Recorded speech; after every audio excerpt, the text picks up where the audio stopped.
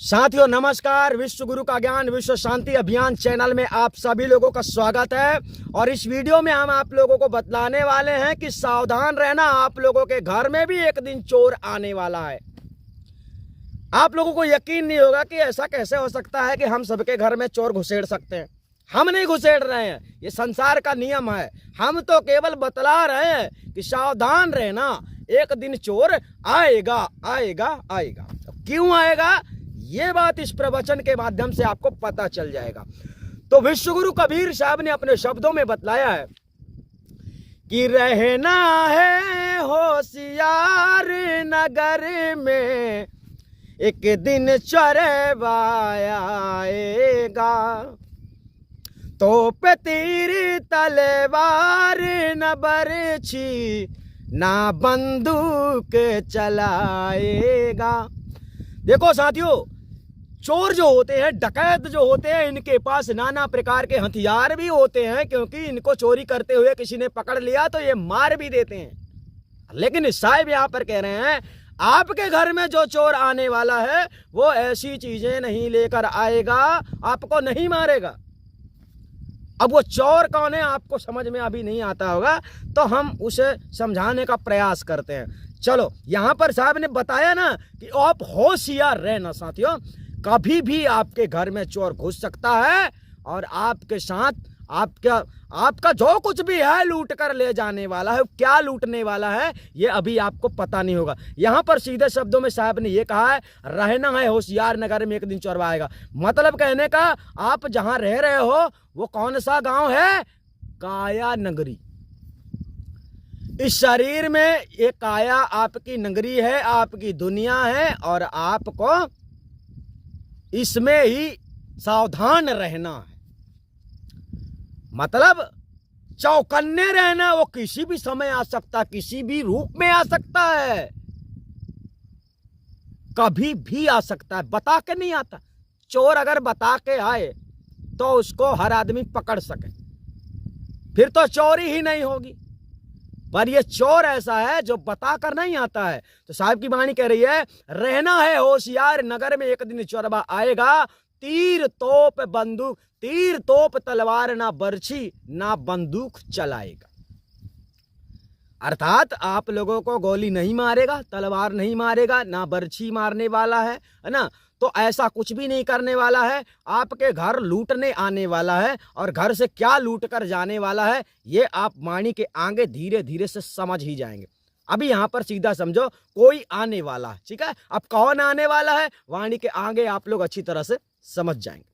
अब जो आने वाला है यहां पर ध्यान रखना, आवत जात लखे नहीं कोई, घर में धूम मचाएगा। ना गढ़ तोड़े ना गढ़ फोड़े, ना वह रूप दिखाएगा। ठीक से समझना, जो चोर आपके घर में आने वाला है उसके बारे में कोई पता नहीं लगा पाएगा कि वो कब आएगा और किस रूप में आएगा, मगर आएगा जरूर। यानी आपके घर में जब आएगा इस काया रूपी नगरी में, साथियों, जब मृत्यु करीब आती है तो मृत्यु जब समीप खड़ी होती है, उसी समय आपको समझना चाहिए कि वो चोर आ गया है। परंतु फिर भी आप उसे नहीं देख पाओगे, आप भी नहीं देख पाओगे, क्योंकि वो ऐसा चोर सातिर है कि उसको देखना ही मुश्किल है। कोई उसे जीते जी तो क्या, मरने के बाद भी नहीं देख पाता है, ऐसा चोर है वो। तो उस चोर के बारे में साहब ने कहा, आवत जात लखाए नहीं कोई, घर में धूम मचाएगा। कहने का तात्पर्य, जब मृत्यु की घड़ी समीप आ जाती है ना, तो रोम रोम खड़े हो जाते हैं, आंसू बंद नहीं होते हैं, थर थर थर थर शरीर कांपता है। ये हो गया धूम मचाना। आवत जात लखाए नहीं कोई, घर में धूम मचाएगा। ना गढ़ तोड़े ना गढ़ फोड़े, ना वह रूप दिखाएगा। कहने का तात्पर्य, जब वह चोर आएगा तो ना इस घर को तोड़ेगा ना फोड़ेगा, और ना ही वो अपना स्वयं का रूप दिखाएगा कि मैं कैसा हूं चोर। वास्तव में वो चोर ही है जो सारी दिन दुनिया से छिप कर ये काम कर रहा है, यानी जीव आत्माओं को तड़पा रहा है, जीव आत्माओं को पीड़ित कर रहा है, तड़पा रहा है। और आप लोग उसके भेद रहस्य को नहीं समझ पा रहे हैं, उसके जाल में बारंबार फंसते ही जा रहे हैं। तो यहां पर सदगुरु कबीर साहब ने उस काल निरंजन ब्रह्म निरंजन को चोर शब्द से प्रयोग किया है, जो दुनिया को बनाकर दुनिया को चला रहा है, जीवों की उत्पत्ति करके जीवों को पीड़ित कर रहा है। समस्याओं में पड़ी हुई आत्माएं परमात्मा से मिलने के लिए बिलख रही हैं, और संसार के पाखंडी गुरुआ जो है तो आप लोगों को भ्रमित करने में कामयाबी हासिल कर रहे हैं। ऐसा इसलिए हो रहा है क्योंकि आप लोगों को सटीक ज्ञान प्राप्त नहीं हो रहा, सटीक रास्ता नहीं मिल रहा, सत्य बतलाने वाला कोई नहीं मिल रहा है। तो इस प्रपंच से निकालने के लिए साहब ने यहां पर इस शब्द का वर्णन किया है। देखो, जिसने इस दुनिया को बनाया है ना साहब, उसको चोर कह रहे हैं। फिर इस दुनिया के लोगों की क्या गिनती है, साहब ने इतना सब कुछ समझाया है। अब आप लोग, आपके सामने कोई बहरूपिया थोड़ा सा चमत्कार दिखा दे, दो चार अच्छी अच्छी बाणियां बोल दे, आप उसके अधीन हो जाएंगे। वाह वाह, बहुत बड़ा ज्ञानी है, वाह वाह बहुत चमत्कारी है, वाह वाह बहुत महायोगी पुरुष है। अब कोई यहाँ संसार की तो रीति रिवाज ही अलग है कि नंगे घूमने वाले लोगों को भी महासिद्ध पुरुष लोग मानते हैं। हमने कई बार दुनिया में ऐसे लोगों के मुख से सुना है जो कहते हैं वो नागा तपस्वी ऐसे नहीं होते हैं। कैसे होते हैं? होते कैसे हैं? अरे छोटे छोटे बच्चे होते हैं ना, उनको भी मम्मी मार मार के चड्डी पहनाती है, पहन पहन।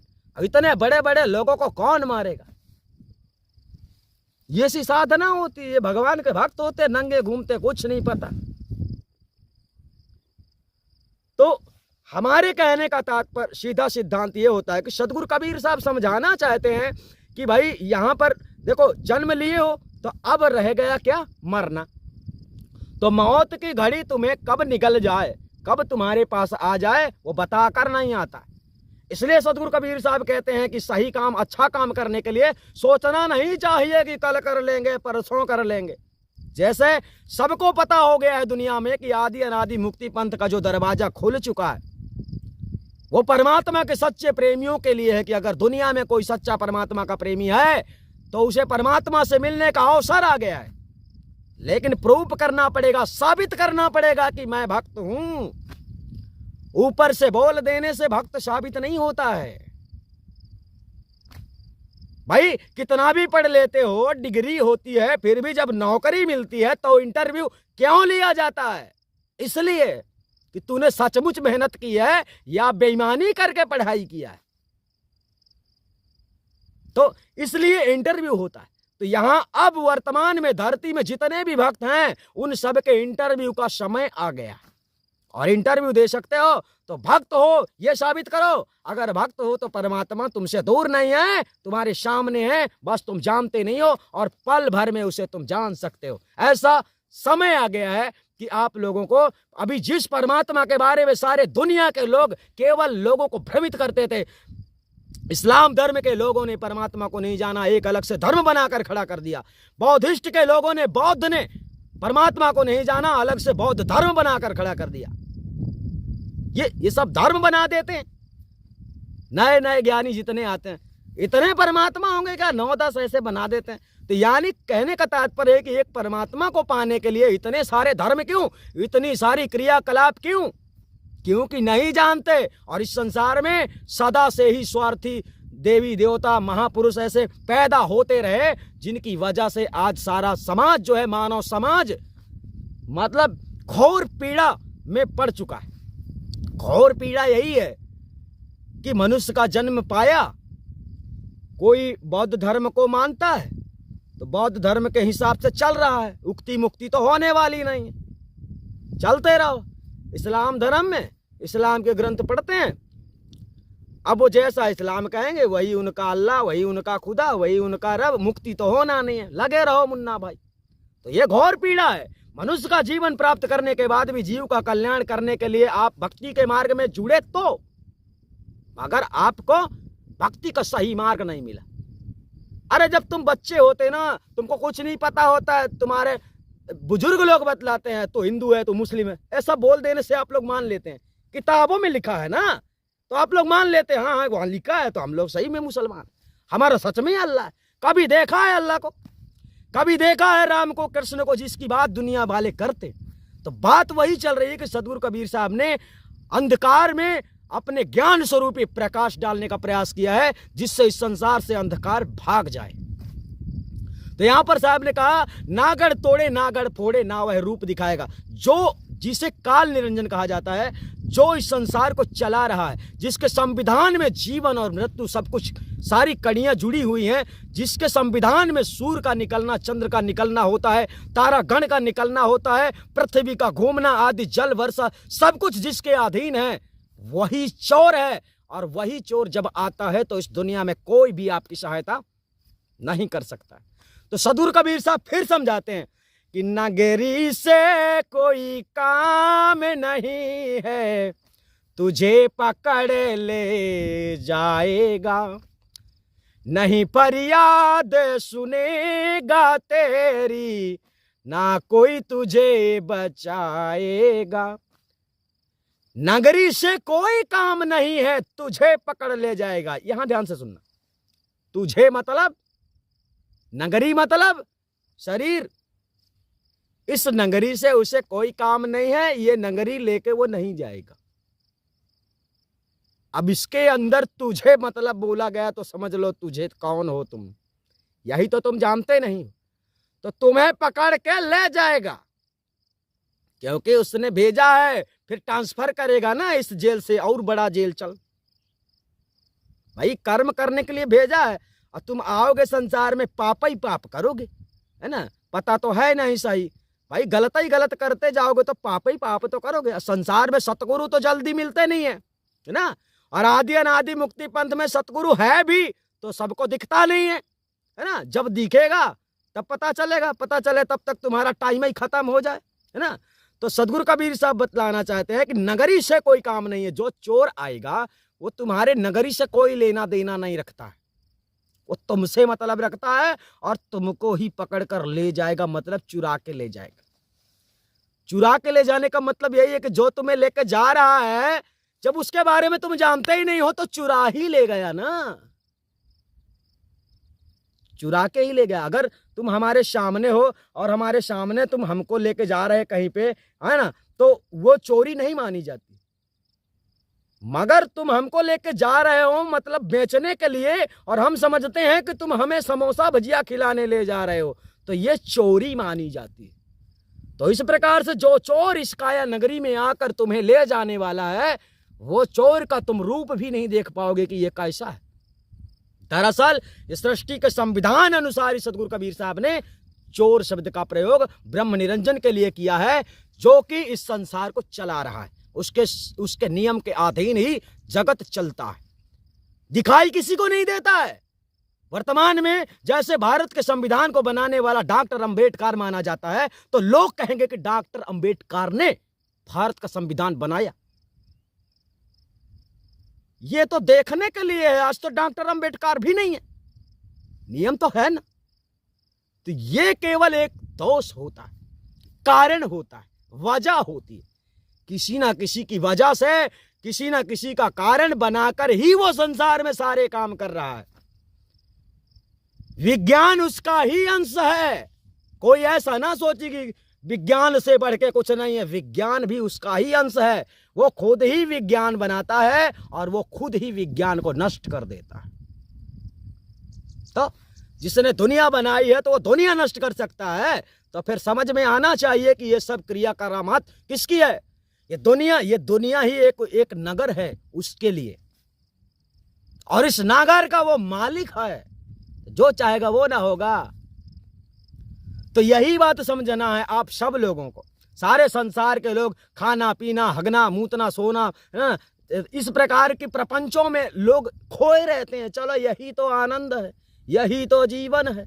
दो चार ढोंगी पाखंडी किधर से आ गए, बैठ गए, दो चार भजन गा लिया, यही तो आनंद है ना। लाख 2 लाख खर्चे कर दिए, मंच बना लिया, प्रसंग करवा दिया, भागवत करवा दिया, यज्ञ करवा दिया, बड़प्पन में घूमे फिरते हम तो यज्ञ करवा दिए, यही तो जीवन है। तो सदगुरु कबीर साहब सही रास्ता दिखला रहे कि ये सब करने तुम नहीं आए हो भैया, जो कर्म करने आए हो ना उसे खोजने का प्रयास करो। तो सदगुरु कहना चाहते हैं इस संसार में ज्यादातर लोग मान बढ़ाई में बहुत पैसा खर्च कर देते हैं। मान बढ़ाई में चक्कर में मैंने इतना बड़ा काम कर दिया, इतना बड़ा दान कर दिया, फिर भी उसका कोई सारा ही नहीं निकला, तो क्या मतलब दान के? आपको लेटरिन नहीं लगेगी तो क्या आप लेटरिन जाएंगे? नहीं जाएंगे ना। तो जिस काम का कोई सार नहीं है तो क्यों करते हो? नहीं जानते हो इसलिए करते हो। तो सदगुरु कबीर साहब यहां पर समझाना चाहते हैं कि साथियों, नगरी से कुछ काम नहीं है, तुझे पकड़ ले जाएगा, नहीं फरियाद सुनेगा तेरी, तुझे ना कोई बचाएगा। जब अब पहली बात तो वो तुमको रूप ही नहीं दिखाएगा तो तुम क्या करोगे? फिर तुमको परमात्मा याद आएगा, बचा लो भगवान बचा लो, हे भगवान क्या हो गया, ओ माय गॉड, नाना प्रकार की बातें आपके अंदर प्रकट होंगी। जब मरने की घड़ी आती है ना तो वो गॉड याद आ जाता है, वो ईश्वर याद आ जाता है, फिर वो अल्लाह याद आ जाता है। भाई कोई भी धर्म ग्रंथ इस संसार में जीवों की हत्या करने का उपदेश नहीं देता है, फिर भी सारे मुसलमान जितने संसार में हैं पाए जाते हैं, हमें तो अल्लाह ने ऐसा बोला, अल्लाह ने ऐसा बोला, जीवों का वध करते हैं। क्या करोगे? उल्टे सीधे उर्दू के मंत्र पढ़ा दिए, बेचारे लोग पढ़ते हैं। अरे जीव्या का स्वार्थ है, खुद खाओ ना। ग्रंथ कहते हैं ऐसा नहीं बोलना चाहिए। दुनिया बनाने वाला एक है, दो नहीं है, चार नहीं है कि ग्रंथ बना बना बांट दो तो चार बता दो, चार मान लेंगे लोग। तो नफरत की आग में जलने वाला ये संसार केवल अज्ञान के कारण ही चलते हैं, लड़ते हैं और गलत बातों को सत्य स्वीकार कर लेते हैं, मान लेते हैं। अरे कलम से लिखी गई बात को कितना सटीक मानना चाहिए भाई। जो तुम्हारे सामने हुआ, तुमने देखा तो तुम्हें मानना चाहिए, दूसरा भले ना माने। पर तुम लोग तो ऐसे हो गए हो दुनिया में कि जो ग्रंथ कहते हैं ना वही सही है, स्पष्ट सामने दिखाई नहीं देता है कि है क्या। वही चमड़ी, वही दाढ़ी, वही बाल, वही नाक, वही आंख, वही कान, ये सब एक ही है, लेकिन बात वही है। ये हिंदू है, ये मुस्लिम है ना, और वो चौधरी है, वो कोल है, वो ठाकुर है, वो यादव है, वो नाना प्रकार की प्रपंच आपने आपके अंदर जो वासनाएं भर गई हैं, उस कचड़े को निकालने के लिए साहब कह रहे हैं। ऐसा क्यों कह रहे हैं? क्योंकि जो इस दुनिया को चलाने वाला है ना, वो भी उस तुमसे प्रीत नहीं रखता है। तुम रखो प्रीत, झूठी प्रीत। पता ही नहीं है तुम्हें, तुम किसे खोज रहे, कौन तुम्हारा इष्ट है, ये मालूम ही नहीं है। इष्ट को जानते तो जगत में कोई दूसरा धर्म का जन्म भी नहीं देता। जानते ही नहीं है हम हमारे धर्म। जैसे आजकल धीरेन्द्र शास्त्री पागलों की तरह बिल्कुल हम हिंदू राष्ट्र बनाएंगे, मतलब यहाँ केवल हिंदू रहेंगे, बाकी कहाँ रहेंगे, बाकी जब भाड़ में जाएं।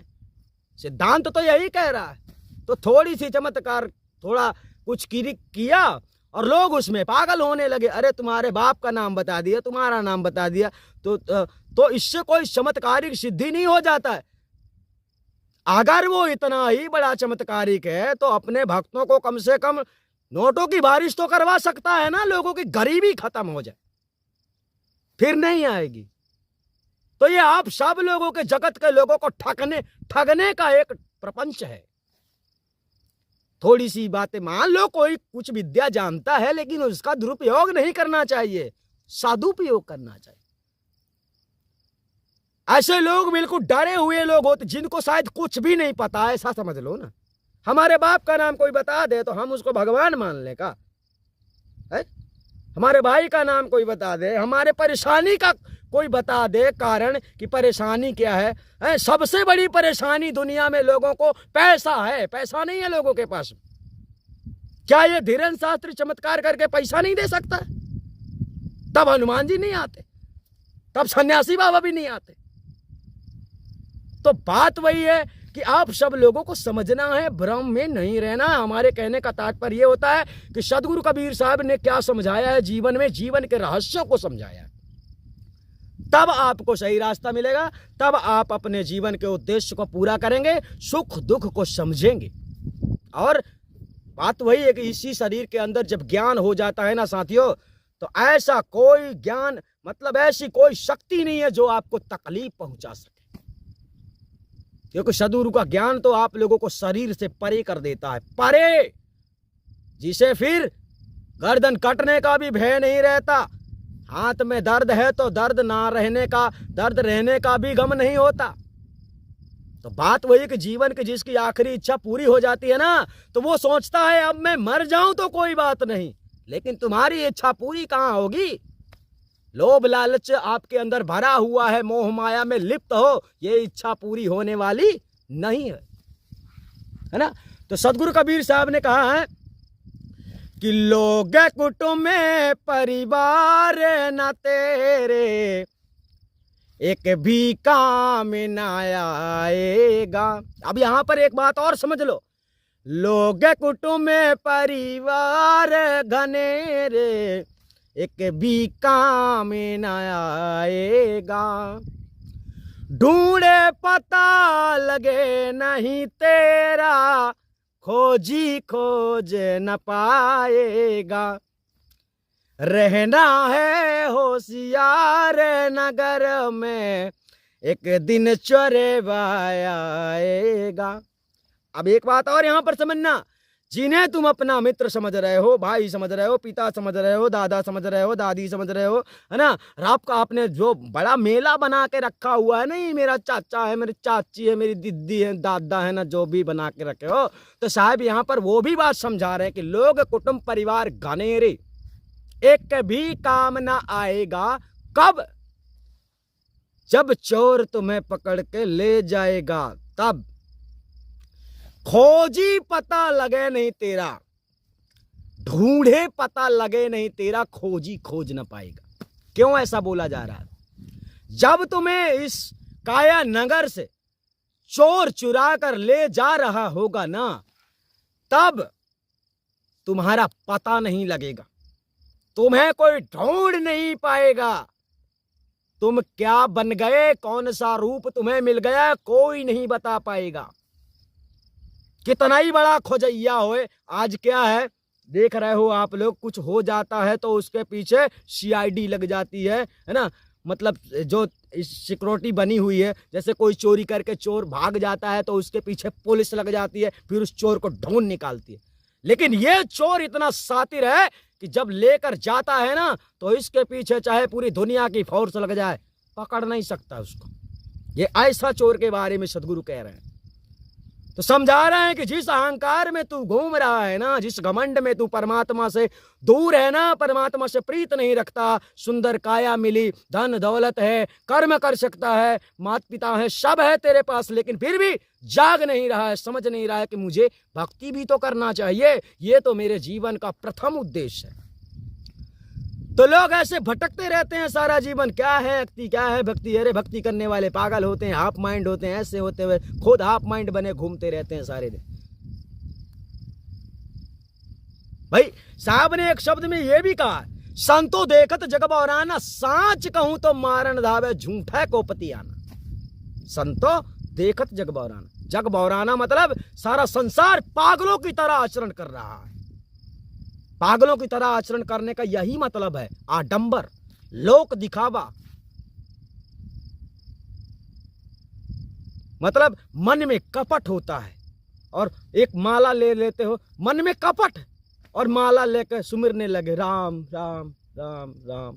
ऐसा आप लोग बहुत सारे संसार में, अब अल्लाह वाले इस्लाम धर्म में भी लोग अपनी नमाज पढ़ते हैं, सारा दिन झूठ बोलेंगे, रात को नमाज पढ़ेंगे, ये सुमिरन करते, प्रार्थना करते, मतलब गलतियां करो दुनिया वाले लोगों से, माफी मांगो ईश्वर से, खुदा से, परमात्मा से, वो माफ करेगा। जिसके साथ आप गलती करते हो ना, माफी उससे ही मांगना चाहिए। तो सदगुरु कबीर साहब ने समझाया कि ऐसी शक्ति ऐसी दुनिया में कोई भी नहीं। अब बात वही आ गई कि यहाँ पर धीरेन्द्र शास्त्री की बात आ गई ना, कि बात वो जो चमत्कार बता रहा, भविष्य बता रहा, भूतकाल बता रहा, जो भी बता रहा है, तेरे बाप का नाम ये, तेरा फलाना नाम है, तेरा ढिमका, अपने दादाओं के नाम, दादाओं के बारे में पूछो कि वो मर गया है तो कौन सा शरीर उसको मिला है, कोई नहीं बता सकता, कभी नहीं बता सकता।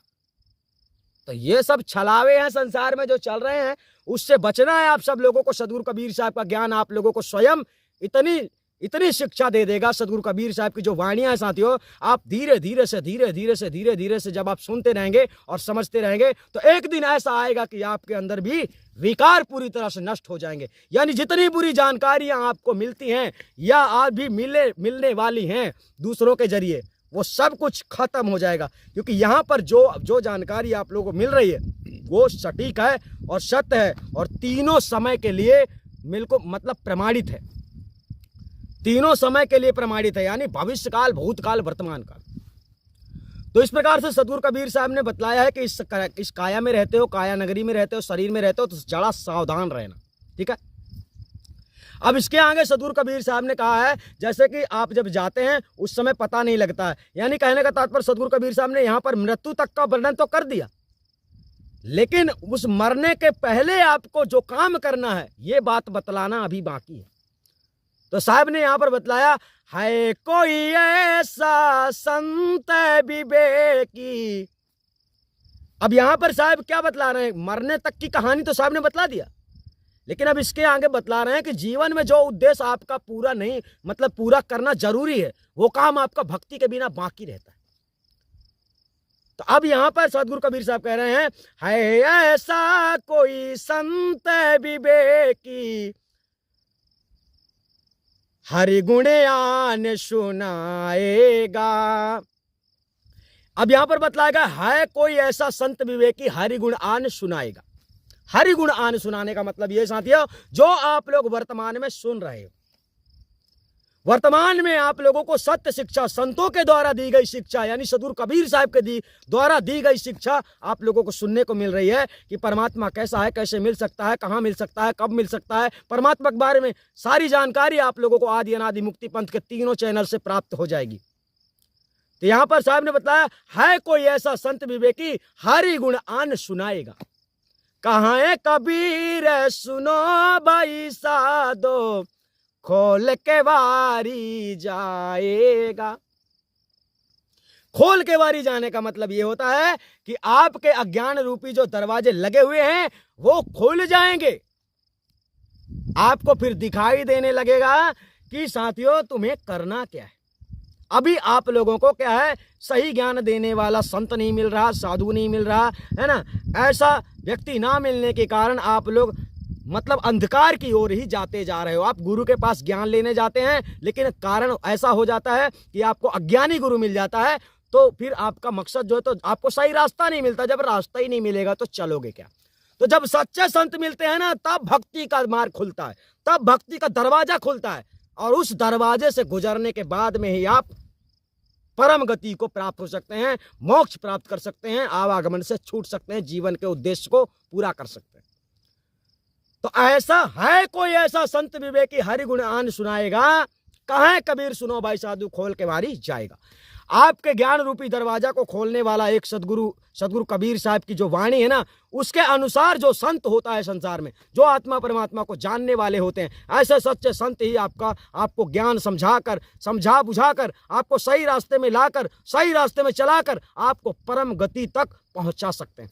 अब इसका मतलब ये मत समझ लेना कि संत आपको घसीट कर ले जाएंगे। बात ये आती है कि आप लोगों को जब वो सत्य मार्ग बतलाएंगे और आप उसमें चलेंगे, तो निश्चित आप जिस रास्ते में चलेंगे उसका जो जहां तक रास्ता गया है वो वहीं जाकर खत्म होगा जहां की मंजिल है।